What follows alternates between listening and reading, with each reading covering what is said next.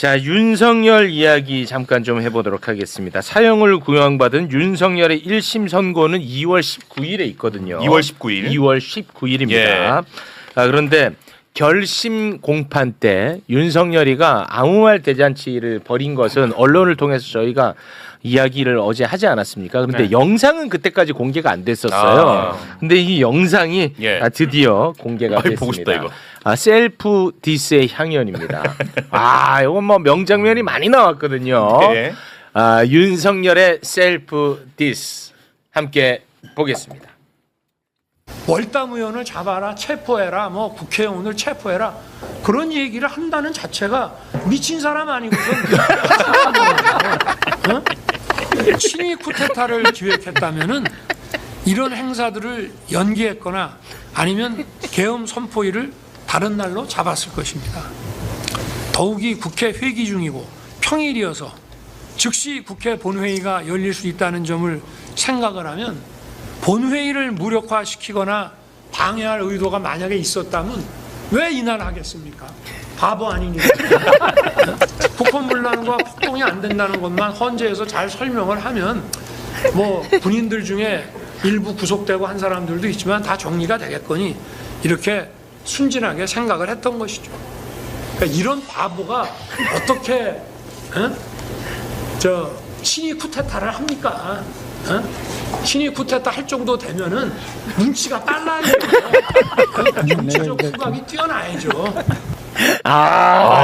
이거 자기 소개인가요? 이 윤석열이가 또 작품 하나 내네. 웬만하면 윤석열 작품에 우리가 반응하지 않거든요, 이제는. 그렇죠. 너무 많은 거를 봤기 때문에 또 해냅니다. 그 와중에. 아니 그동안에 되게 좀 식상했잖아요. 뭐 공산 전체주의 썼던 단어 계속 하는 건데 야 이번에는 순진한 미친 바보라고 자기소개를 세 단어를 합치니까 그 바보를 두 번이나 썼잖아요. 순진한 미친 바보. 순진한 미친 바보라는 자기소개를 대단합니다. 그 전략 아닌가 하는 생각도 들어. 나는 이렇게 바보니까 내가 이런 거 할 사람이 아니야. 그냥 속아서 한 거고 김영희 시켜서 한 거지. 나는 별로 의미 없어. 이렇게 좀 주장하려고 하는 게 아닌가 하는 생각도 들어요. 네, 뭐 바보는 감경 사유가 안 됩니다. 되죠. 전혀 안 돼요. 네. 근데도 그렇게 이제 전략을 피는 것 같아요. 대단한.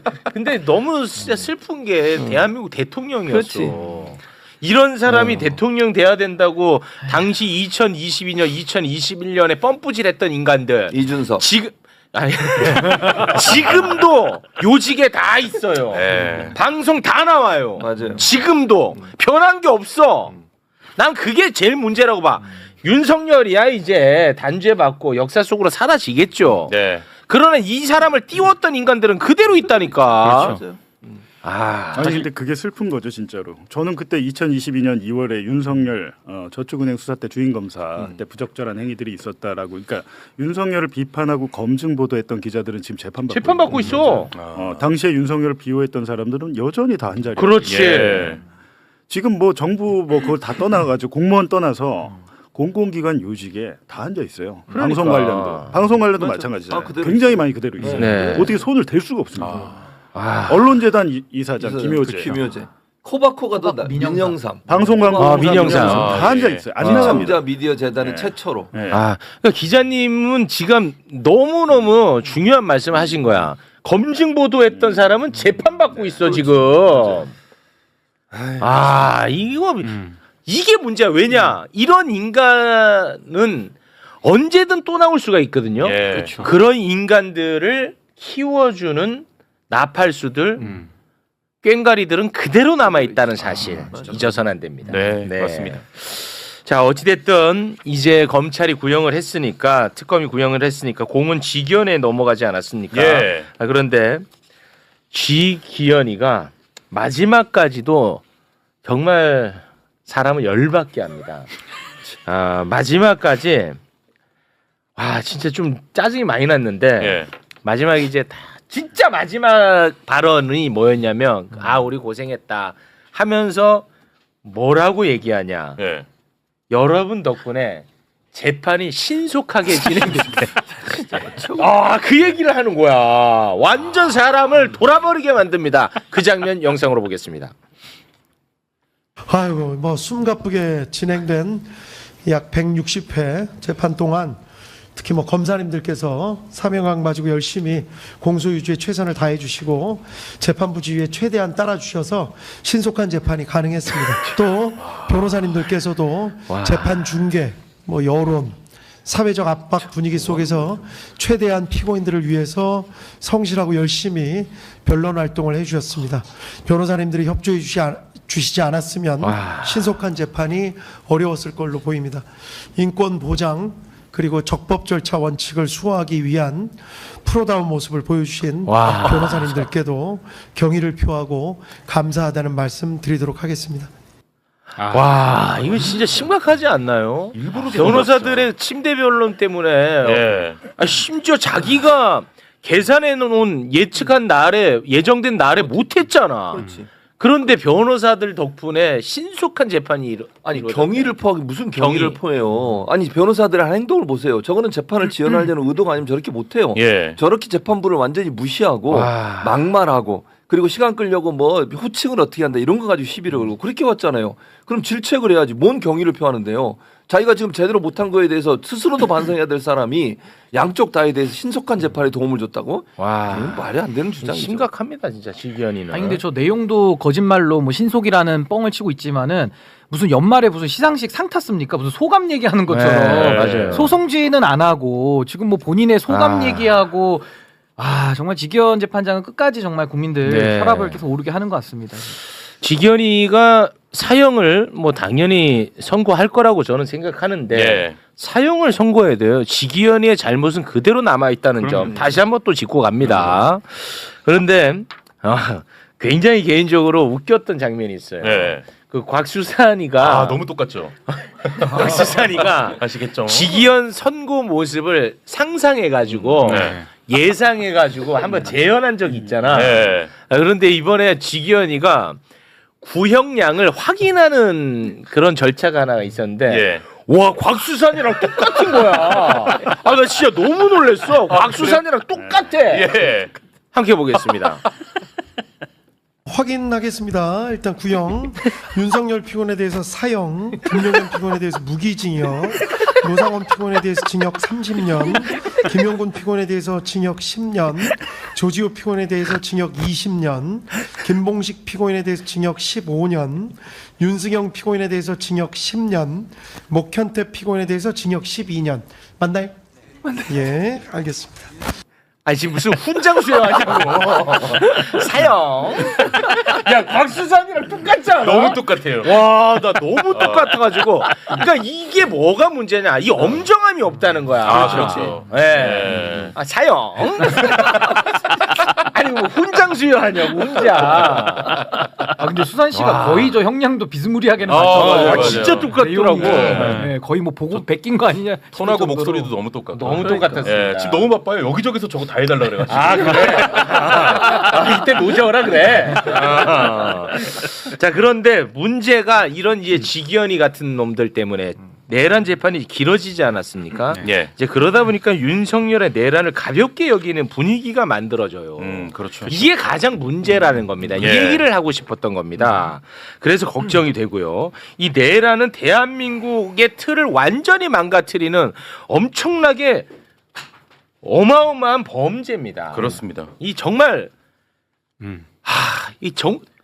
우리나라 형사법에서 가장 큰 범죄잖아. 예. 그렇기 때문에 예. 그래서 사형 구형까지의 그 과정을 한번 좀 짚어볼 필요가 있을 것 같습니다. 내란 특검이 윤석열에게 사형을 구형을 했지만 사형 구형 전까지 특검 내부에 이견이 좀 있었던 것 같더라고. 그 이견을 뭐 예. 중앙일보 등이 그 과정을 좀 상세하게 보도를 했던데 예. 그걸 좀 정리를 해주실 수 있을까요? 그러니까 특검하고 특검보 파견 검사들이 이제 구형량을 정하려고 예. 8일에 최종 간부 회의를 엽니다. 근데 의견이 갈려요. 실제 재판부가 집행할 수 있는 무기징역을 구형을 하자. 이렇게 이제 주장하는 검사들이 있었고 예. 반대로 윤석열은 반성을 안 하니까 사형을 구형해야 된다. 이렇게 이제 의견이 엇갈렸다라고 합니다. 네. 그랬는데 회의에 참석한 사람이 총 14명이었는데 그렇습니다. 14명. 4명은 사형 구형의 의견이었고 예. 무려 10명이 무기징역의 의견이었던 거예요. 엄청 많았네요. 예, 그런데 무기징역을 구형해야 된다고 생각한 이유도 이번에 언론 보도에 나오더라고요. 예. 그 이유를 잠깐 좀 소개를 해주시겠습니까? 자, 그 검사들은 이렇게 주장을 합니다. 전두환하고 비교해봤을 때 민간인 사망자가 없다. 그리고 사형이 집행되지 않고 있지 않냐 지금 대한민국에서. 이게 굉장히 심각한 인식이거든요. 그런데 뭐 다행이지만 사형을 구형을 했습니다. 예. 그런데 사형 구형 논고문을 보면은 사형의 이유가 잘 드러나는데 이거 정말 중요합니다. 그렇습니다. 이게 정말 중요해. 예. 어제 이제 매불쇼가 이거 관련해서 정말 어제 매불쇼는 좋은 방송이었어요. 그렇죠. 예, 네. 굉장히 좋은 방송이었는데 설거지를 하면서 듣다 보니까 좀 저평가가 됐어 어제. 약간 그랬잖아요. 어제 그 한인섭 교수님 맞아요, 말씀이 맞아요. 네. 진짜 중요한 부분을 많이 짚어 주셨거든. 네. 근데 어제 약간 좀 저평가가 돼가지고 이거 다시 한번 보고 가겠습니다. 윤석열 구형 논고문 중 일부를 소개 부탁드리겠습니다. 대한민국이 쌓아올린 민주주의와 법치주의의 성취가 일순간에 무너질 수 있었다. 비극적 역사가 반복되지 않도록 전두환 노태우 세력에 대한 단죄보다 더 엄정한 단죄가 필요하다. 그렇지. 네. 대한민국 형사사법상 사형은 집행에서 사용시킨다는 의미가 아니라 범죄 대응 의지와 그에 대한 신뢰를 구현하는 것으로 가능한 것이다. 그렇지. 우리 법조인님, 이 굉장히 중요한 포인트 아니겠습니까? 저 특검의 사형 논고문의 논리가 전두환 노태우보다 훨씬 심각한 군사 반란이에요. 왜 그러냐? 네. 거기는 외부에서 반란 일으킨 거고 그렇습니다. 윤석열은 합법적으로 선출된 권한을 가지고 인사권도 쓰고 그렇습니다. 국정 운영하다가 친위 쿠데타를 했기 예. 때문에 네. 국민을 배신했다라는 이 민주주의 파괴 부분이 하나 더해지는 거거든요. 네. 그러니까 사실은 전두환이 사형이면 여기는 사형 곱하기 사형을 해야 되는 그렇습니다. 그 논고문으로 지금 저는 읽힙니다. 맞습니다. 그래서 그 12.12, 5.18 판례가 중요한 게 아니라는 거야. 그게 잘못됐으니까 윤석열 같이 또 재발되지 않느냐. 그래서 더 엄히 처벌해야 그렇죠. 된다는 게 핵심이었습니다. 예. 어제 굉장히 중요한 얘기를 많이 맞습니다. 다뤘거든. 예. 근데 한인석 교수님이 좀 말이 기시더라고요. 그게 좀 안타까웠어요. 그래서 시청하시는 분들이 잘못 이해하신 잘못 분들까지 이해했어요. 있어요. 막 네. 비난의 글들이 올라왔어요. 아, 예. 진짜 어제 좋은 방송이었습니다. 그렇습니다. 예. 이거 농구 좋다, 근데. 이게 예. 중요한 의미입니다. 네. 근데 요 관련된 내용을 최경영 기자 이제 조금 있다가 오시는데 예. 사전에 취재를 좀 했더라고요. 오. 근데 다수결로 따지면 사실 무기징역이 더 많았잖아요. 그렇습니다. 근데 그거를 그냥 10대 4. 10대 4 정도 됐는데 정리한 사람이 조은석 특검이었다라고 합니다. 마지막에 그 보도 됐는데요? 아 그래요? 네. 아니 그러니까 조은석이 그러니까 이게 원래 9일에 예. 구형하려고 맞아요. 했잖아요. 오전에 이제 특검팀에서 갈 거 아니야 법정에. 예, 그렇죠. 갈 때까지 두 가지 버전을 다 들고 갔어요. 무기와 사형. 무기와 사형을 다 들고 갔어. 예. 앉아서도 무기와 사형 결정이 안 났었어. 그런데 그때 조은석 특검이 문자를 넣습니다. 예. 사형. 그래서 사형 구형을 네. 준비했는데 이제 그날은 못 하긴 했죠. 네. 근데 저는 그러니까 이게 전두환 같은 경우에는 또 한참 지난 뒤에 재판이 이루어진 거고요. 그렇습니다. 이거는 지금 일어났던 일을 그때 지금 재판을 하는 그렇습니다. 거예요. 충격도 훨씬 크고 네. 윤석열 측에서는 자꾸 무슨 뭐 희생자가 없었다 이런 얘기 하는데요. 만약 성공했으면 어쩔 뻔했는데요. 그러면 네. 그거는 결과론적으로 예를 들면 국민들과 그다음에 국회의원들이 잘 막아서 끝나긴 했지만 네. 이 시도 자체는 사람을 죽이고도 남을 수 있는 시도 아닙니까? 노상훈 너무- 수첩을 보세요. 너무 당연한 말씀이죠. 근데 이거를 사형을 안 하고 무기징역한다는 게 말이 됩니까? 대체? 그렇습니다. 있을 수 없는 일이에요, 진짜. 와 목사님이 화날 정도면 진짜 이거 엄중한 사안인 겁니다. 당연히 엄중하죠. 아니 윤석열. 근데 내란죄 구속 요건에는 사상 여부를 요구하지 않아요. 그러니까 반헌법적인 목적으로 헌정 질서를 무력화시키려고 폭동을 일으켰을 때 내란 수괴 사형과 무기징역 처벌하는 거기 때문에 예. 누가 죽거나 다쳤거나 이건 중요한 게 지금 아니고 거기다 지금 윤석열에 대해서는 반성도 없고 양형을 깎아줄 이유가 전혀 없는 거거든요. 네. 그러니까 구형도 당연히 최고치로 나올 수밖에 없는 귀결 아니냐. 그렇습니다. 그런 생각이 듭니다. 또 댓글에 최욱이 저것도 조은석 세탁기 돌린다고 오늘은 징징거리지 않기로. 아니 그 조은석 특검 뭐 세탁기 돌리는 게 아니라 최경영 기자는 예. 특검이 구형을 하기 전에 그 얘기를 미리 좀 접했더라고요. 미리 좀. 근데 방송을 안 했더라고요 그날. 혹시라도 네. 이렇게 그래서 방송을 언제 했어요? 그 관련해서. 그 다음 날 했어요. 그 보도 나왔어. 좀 이따 오시는데. 보도가 됐다고. 보도 아니 됐습니다. 96년에 전두환 노태우 수사할 때도 당시에 이제 중앙지검에서 했었는데 특별수사팀이 했거든요. 근데 그때 당시에 실무 검사가 최동욱 검찰총장이었어요. 그래서 저는 개인적인 사적으로 그 얘기를 좀 들을 수 있었는데 당시에도 이제 사형 구형을 위해서 전두환의 인명살상에 이제 12.12 쿠데타 과정에서 몇 명 있었잖아요. 근데 가장 쟁점이 됐던 게 1980년 5월 20일에 전남도청 앞에서 집단 사살이 있었잖아요. 네. 집단 발포가 있었잖아요. 네. 그때 당시에 그거를 밝히려고 무지하게 노력을 했대요. 그때 당시 헬기 조종사 헬기 떴잖아요. 그때. 네. 다 했는데도 그때 입을 안 열어가지고 고민을 거듭하다가 5월 27일 엿새 후에 도청 탈환 작전을 계엄군이 하거든요. 네. 그 과정에서 또 많은 사상자가 발생합니다. 네. 그거를 막판에 넣어가지고 사형구역이 된 거다라고 저는 이렇게 들었거든요. 근데 그 똑같은 논리로 하면 지금 인명살상이 없었기 때문에 안 되는데 저는 개인적으로 역사의 기록으로 남기려고 이렇게 특검에서 했구나. 네. 지금 보면은 재발 방지거든요. 그렇습니다. 이거를 확실하게 남겨놓겠다라는 거잖아요. 그죠? 네, 그 맞습니다. 목적이었다. 그렇습니다. 그리고 김재규 중정부장도 본인 사형당할 거 뻔히 알고 있는데 최후별로는 한 30분 가까이 합니다. 그 이유가 뭐겠어요? 역사의 기록으로 남기려고 본인 나름대로는 네. 그런 것처럼 이게 법정의 이야기가 이 논고문은 앞으로 그 문영배 재판관의 그 파면 선고문과 함께 역사에 남을 것 같습니다. 그렇습니다. 네. 이거 좋았어. 네. 그렇죠. 네. 의미 있네요. 자, 그러면 지금부터는 청와대 관계자와 함께 네. 검찰 개혁에 대한 이야기를 조금 나눠보도록 하겠습니다. 사실 이분과는 이 얘기를 이렇게 디테일하게 다룰 계획은 아니었거든요. 근데 시간 관계상 어쩔 도리가 없습니다. 곤란해지시네. 네, 아주 곤란할 것 같은데요. 아니, 잠깐 숨 돌리시는 동안 네. 제가 교수님 말씀을 조금 좀 저기하게 정리를 감히 드리자면 아까 이제 검사들을 위한 거다라고 네네. 말씀하셨잖아요. 네. 순전히 검사들을 위한 그렇습니다. 거다. 저는 두 가지에서 증거를 발견했습니다. 일단 검찰총장이라는 명칭을 고소하게 그대로 안 돼. 들어 있습니다. 너무 말이 안 되는 얘기죠.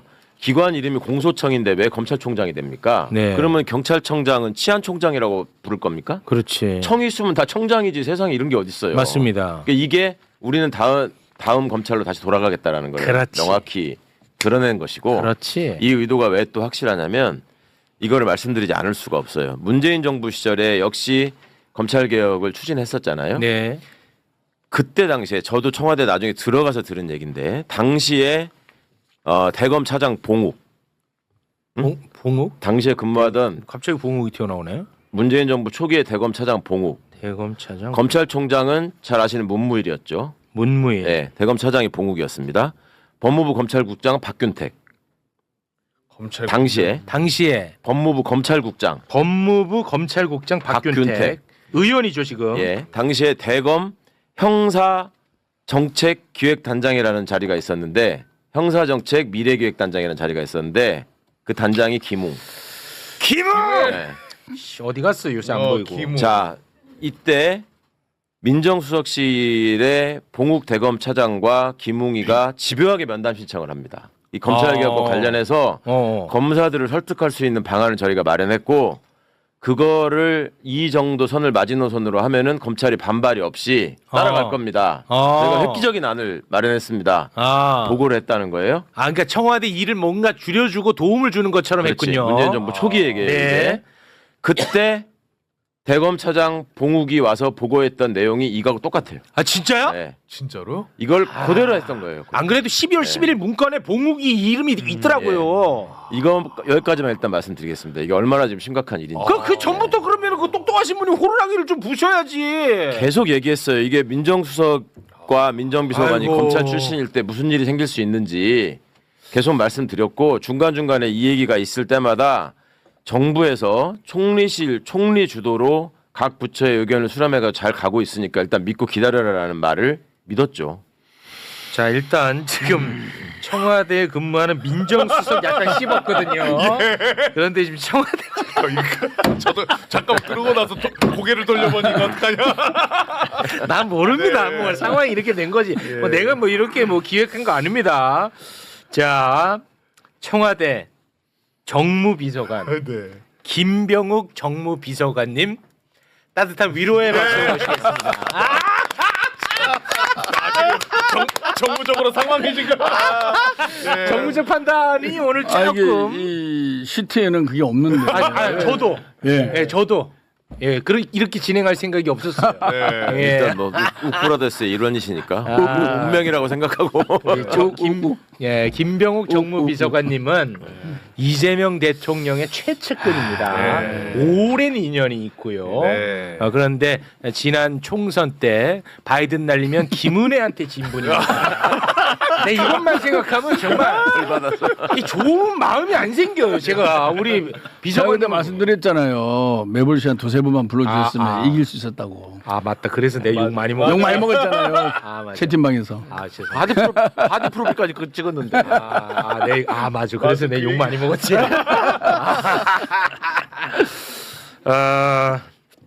우리 정무비서관님. 네.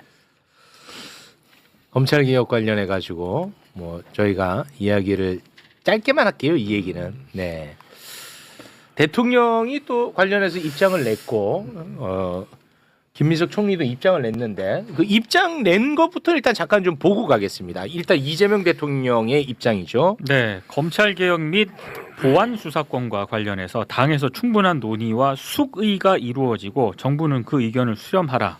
이렇게 이제 이재명 대통령이 입장을 냈고요. 네. 그리고 김민석 총리도 SNS에 글을 올렸습니다. 네, 보안 수사권에 대해서는 그동안 일관되게 폐지가 원칙임을 밝혀왔다. 중수청, 공소청 법안은 입법 예고 기간 동안 당과 국회에서 충분히 논의가 될 것이고 정부는 적극적으로 수렴할 것입니다. 네. 우리가 이제 걱정했던 굉장히 큰 쟁점 중에 하나가 보안 수사권 문제인데 네. 김민석 총리가 그동안에 정부 관계자 중에 가장 분명하게 표현을 했어요.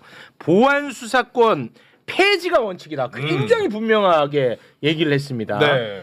그런데 이것과 관련해서 오늘 기자들이 정성호 장관에게 또 물어봤습니다. 네. 보안 수사권 관련해 가지고 총리가 폐지가 원칙이라고 얘기를 했는데 어떤 입장이냐고 물어봤어요. 출근길에 물어봐 버렸어. 네.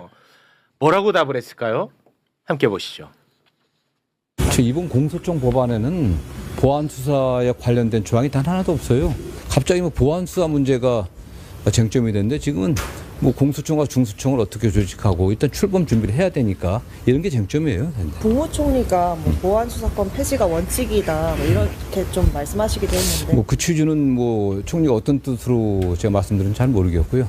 다만 뭐 어떤 게 선이고 어떤 게 악이라기보다도 대통령께서 출국하시면서 수기를 했으면 좋겠다. 네, 좀 심사숙고하면서 여러 의견들을 잘 들어가고 논의해달라고 하는 주제 말씀하셨기 때문에 이제 뭐 국회에서 뭐 우리 당뿐만 아니라 어떤 게 국민을 위한 가장 좋은 제도인지 이런 건 이제 논의를 좀 잘 해봐야겠죠. 네. 야, 총리와 장관의 온도 차가 굉장히 뭔가 커 보이거든요. 저는 그렇거든요. 일단 네. 그 대통령이 그 정상회담을 위해서 순방 중이신데 저런 메시지를 내셨다라고 하는 거는 이 상황이 되게 중대하다고 지금 인식하고 계시는 거라고 생각하고. 대통령 입장에서요? 예, 그리고 이 정부 제출 법안에 대해서는 충분한 논의와 수정이 필요하다라는 의견이 담겨 있다고 느낍니다. 네. 총리가 말씀하신 거에서 제가 좀 불만이 있는데 보안 수사권은 폐지가 원칙이다라고 얘기를 했어요. 보안 수사권은 폐지되어야 합니다가 아니에요. 폐지가 원칙이라고 했어요. 폐지가 원칙이라는 얘기는 아니 당연히 원칙이지. 그러면 그동안에 여기에 따라붙을 수 있는 말이 모든 원칙에는 예외가 있습니다라는 말이 따라붙지 않기를 바랍니다. 그렇게 해석이 되나? 그리고 그동안에 수기를 총리를 중심으로 하라고 했잖아요. 그전에도 말씀했어요, 대통령이. 네. 그걸 지금 와가지고 또 수기하겠다. 누구랑 수기할 건데? 수기를 위해서 자문위원회도 만들어 놓고 그 검찰개혁 추진단에 다 있었잖아요. 그분들이 지금 줄줄이 얘기하잖아요. 우리한테 한마디 상의도 없이 우리가 낸 의견도 아닌데 이렇게 발표해버렸더라. 그리고 사퇴하잖아요. 네. 이거 어떻게 수정할 수 있을지, 왜 이런 일이 생겼는지 저는 그 설명을 꼭 들어야 된다고 생각해요. 네, 방금 말씀하신 부분만 잠깐 좀 짚고 넘어가도록 하겠습니다. 네.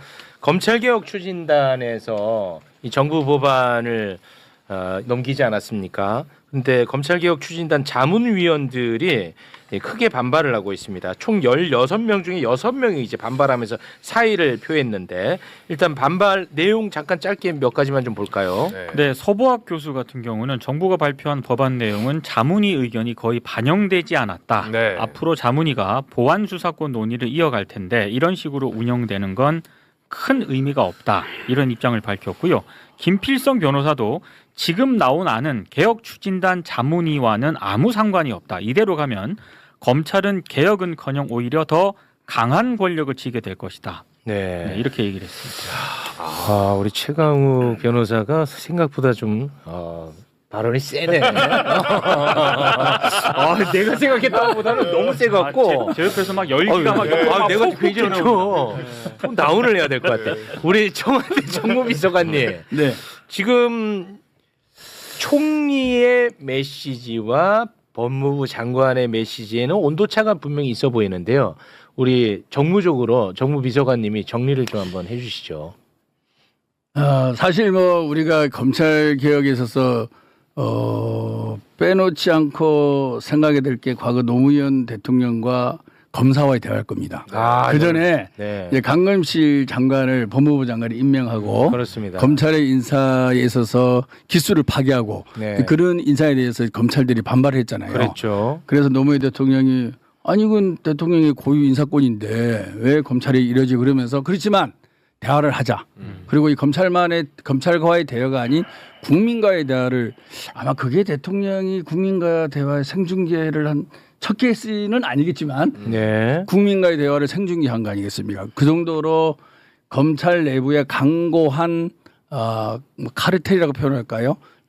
기득권이 있는 거죠. 그렇습니다. 그걸 대통령도 깨기 힘드니까 국민과 함께 논의하는 구조를 만들었던 거 아닙니까? 네. 저는 이 검찰 문제를 생각할 때마다 그 장면이 떠올라요. 네. 그만큼 어려운 과제인 거죠. 어려워요. 어려운 과제입니다. 예, 어렵죠. 지금 이제 정성호 장관님하고 김인수 총리께서 말씀하셨는데 사실 이게 작년 8월에 정청래 지도부와 대통령과 청와대 만찬에서 이루어진 합의 내용이 있습니다. 왜냐하면은 수사와 기소는 완전히 분리한다. 네. 그리고 이번 정기국회 정부조직법 개정할 때 검찰청을 폐지하고 수사와 분리를 반영한다. 네. 그리고 보안 수사권을 비롯한 뭐 그건 아니었지만 나머지는 정부가 안을 만들어서 국회에 제출하면 국회가 심의를 통해서 통과시킨다. 네. 이게 이제 그때 합의된 네. 큰 그 로드맵이에요. 그렇습니다. 아마 정성호 장관님은 그 로드맵을 말씀하시는 것 같고, 네. 국무총리님은 그때 그 로드맵이지만 지금 지지자들의 검찰개혁에 대한 열망이 너무 뜨거우니 네. 조금 더 우리가 진지하게 전향적으로 검토를 해야 되는 거 아니냐 그런 말씀을 한 것 같습니다. 그러니까 크게 보면 다를 수 있는데 또 다른 면에서 보면 뭐 같은 산을 두고 약간의 두루뭉술한 장점을 쓰시는데 제가 그거 하나 그럼 여쭤볼게요. 뭐 정무비서관님이 아실지 모르실지는 제가 잘 모르겠습니다만 사실 이분 분야는 저희 수석실 소관은 아니죠. 아니죠. 네. 그래서 답을 안 하셔도 되고 뭐 제가 궁금해서 여쭤보는 건데 정성호 법무부 장관은 공소청에 보안 수사권을 둬야 된다는 생각을 갖고 있는 건 맞아요? 아니면은 그런 생각도 없고 지금 줄지 말지 그거를 좀 같이 이야기하자는 입장이에요.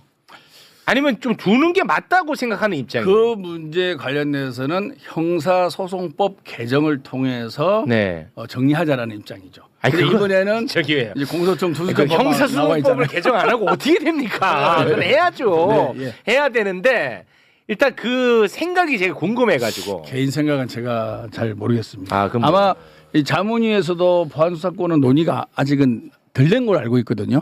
그래서 이번에 법안 올라온 것도 공소청, 주중청 설치에 관한 법률만 올라와 있는 거고 형사소송법 개정안은 안 올라와 있는데 이제 왜 같이 안 했어요? 그리고 그거는 아까 말씀드린 대로 작년 8월에 큰 이제 로드맵 합의가 그렇게 돼 있습니다.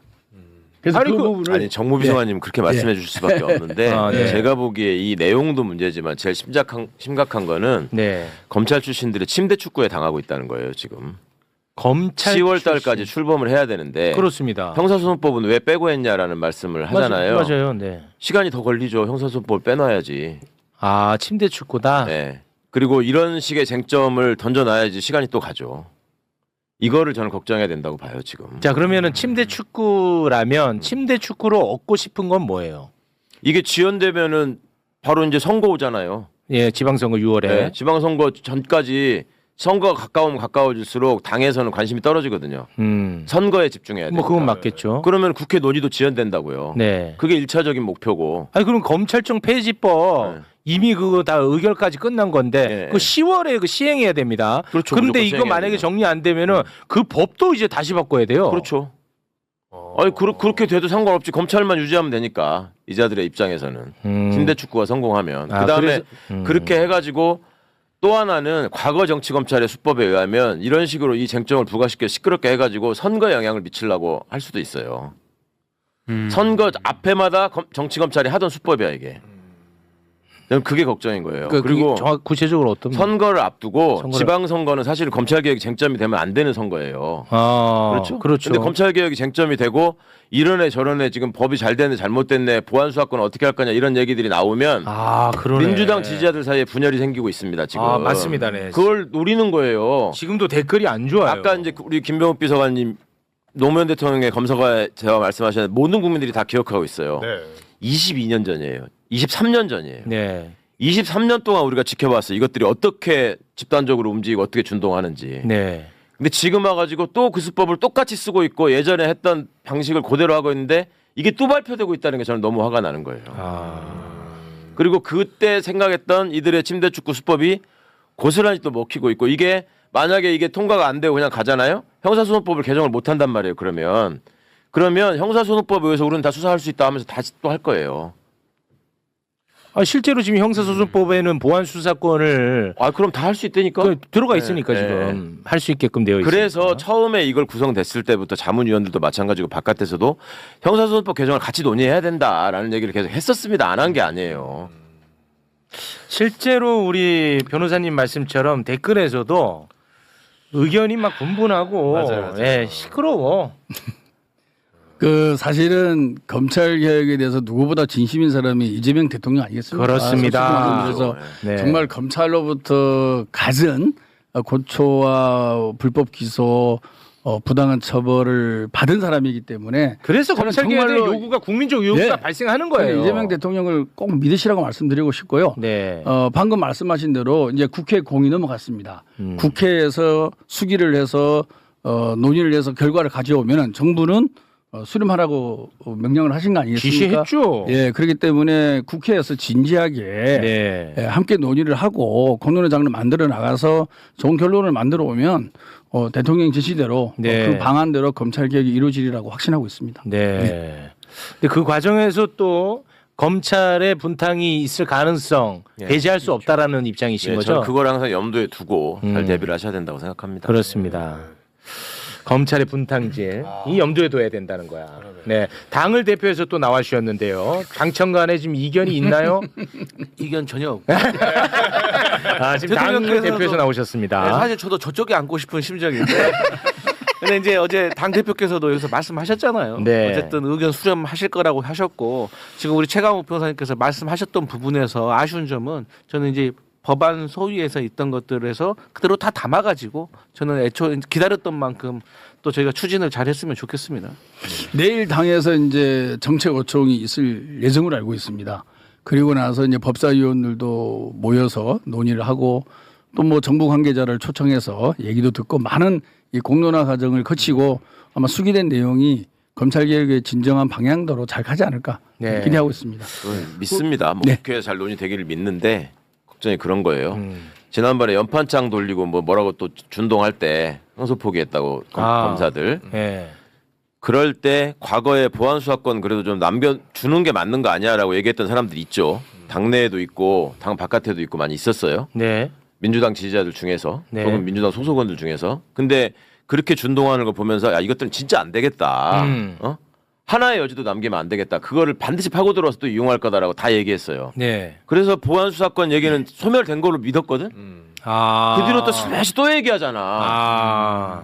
이게 얼마나 끈질기고 집요한지를 아셔야 됩니다. 이게 옛날부터 공무원들 사이에 자기들끼리 통용되는 그 은어가 몇 개 있는데 개인과 관련해서는 쪽팔림은 순간이고 자리는 영원하다. 아부가 능사다라는 말을 개인적으로 하고요. 조직적으로 검찰이 했던 얘기는 뭐냐면 정권은 순간이고 검찰은 영원하다라는 말이었어요. 왜 그거를 위해서 이 사람들이 중단하고 포기할 거라고 생각하십니까? 절대 포기 안 합니다. 이게 그동안에 누려왔던 지네들의 혜택과 기득권이 얼만큼인데 돈으로 따져도 이게 얼마인데 그걸 쉽게 포기하겠습니까? 네. 근데 제가 느끼는 이 당 안에 밖에서는 이번에 그 개정안 때문에 오히려 보안 수사권은 반드시 폐지해야 된다는 여론이 엄청 강해졌어요. 아, 그렇습니다. 네, 조금 이제 지켜보자로 하셨던 분들도 이 안을 좀 보면서 안 되겠는데 보안 오히려 수사권은 시민들과 확실히. 당원들의 경각심이 확 올라왔어요. 네. 진짜. 그래서 오히려 제가 봤을 때는 그런 얘기 이제 꺼내면 더 몰릴 거라고 생각합니다. 네. 그 요거만 하나 좀 여쭤볼게요. 우리 네 분에게 다 공의 질문을 좀 드리겠습니다. 요거까지만 하겠습니다. 검찰개혁 이슈는. 네. 죄송합니다. 그 중수청 뭐 예를 들어 뭐 경찰이라고 말할 수도 있고 중수청이라고도 말할 수 있고 이들의 이제 과잉 수사 같은 경우는 이제 구대 범죄를 수사하게 되면은 이들도 이제 견제 받아야 되거든요. 그렇죠.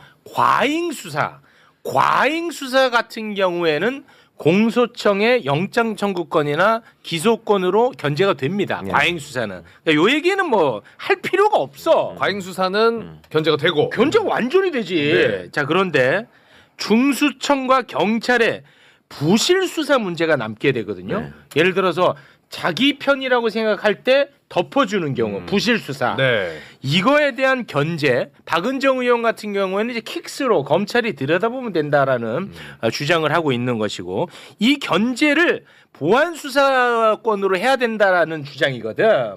봉욱 뭐 이런 사람들은. 그러면 그 부실 수사에 대한 견제는 어떤 제도로 막을 수가 있는 겁니까?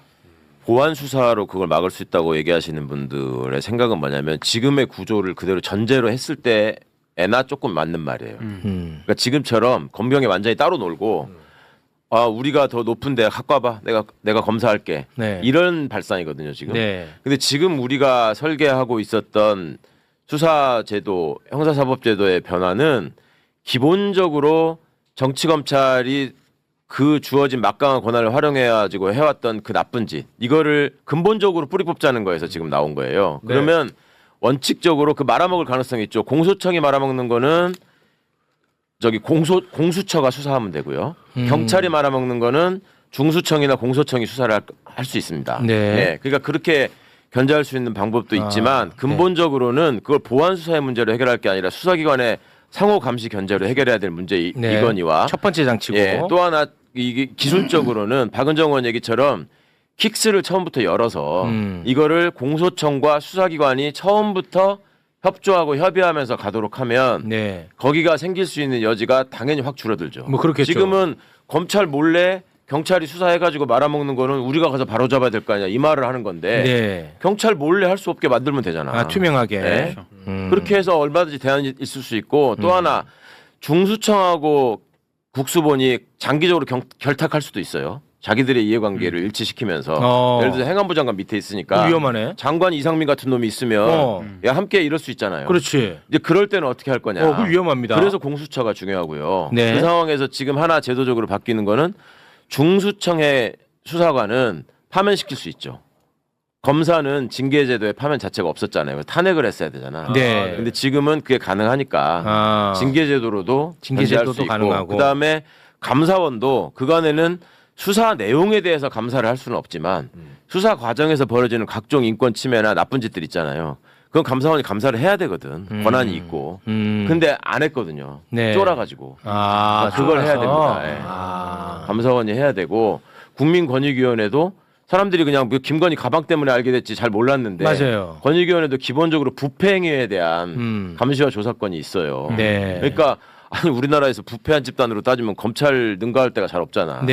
그런 권한들이 제대로 기능을 발휘해야죠 이제. 중수청 자체에 또 뭐 심의기관 뭐 이런 걸 하는 그렇죠. 도움 안 되나요? 심의 참여로 감시기구를 계속 두도록 또 돼 있고. 감시기구도 또 있고. 네, 알겠습니다. 자, 검찰개혁 이슈는 뭐 이쯤에서 마무리를 짓도록 하겠습니다. 우리 정무비서관님 오늘 운이 참 안 좋은 것 같습니다. 네. 간만에 오셨는데. 간만에 오셨는데 우리 정무비서관님이니까 그거 한번 좀 여쭤봐도 될까요? 어제 민주당 대표한테도 제가 물어본 건데 뭐만 하면은 뭐 친명과 친청의 싸움이다. 이거 언론에서 정말... 제일 많이 다루는 건 알고 그 인식은 하고 계시죠.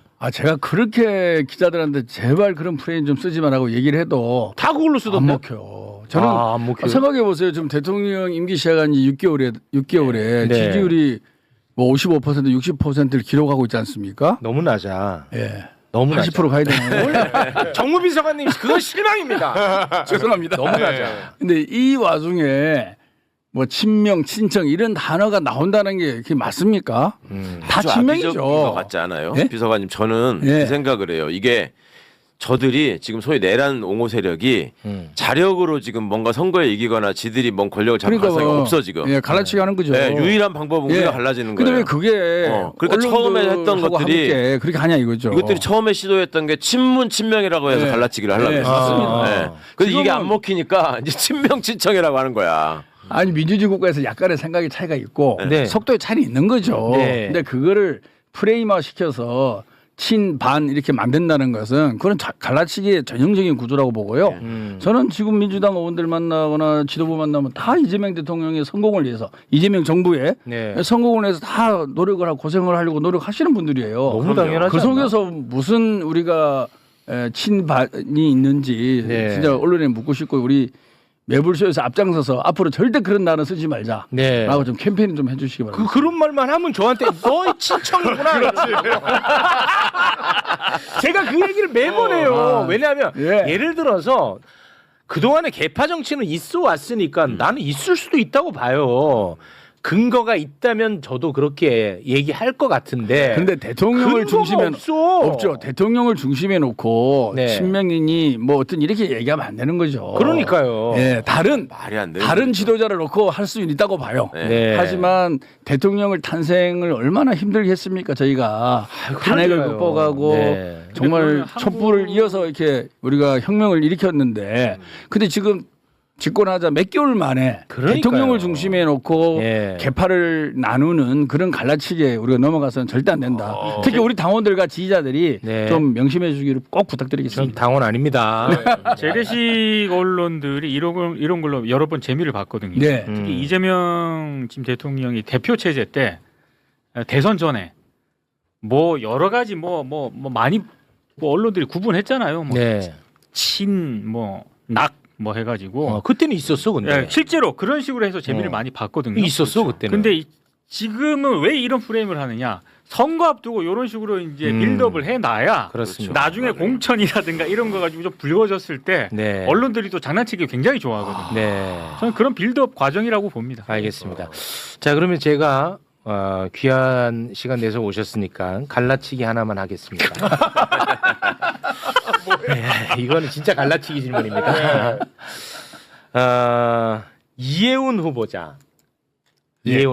청와대에서는 통합의 메시지로 이해운 후보를 지명했다라는 이야기를 그동안 해왔는데 참으로 참 아이러니하게도 대통령 직속 국민통합위원회 그러니까 통합을 이유로 이해운 후보자를 지명했다고 했습니다. 청와대. 근데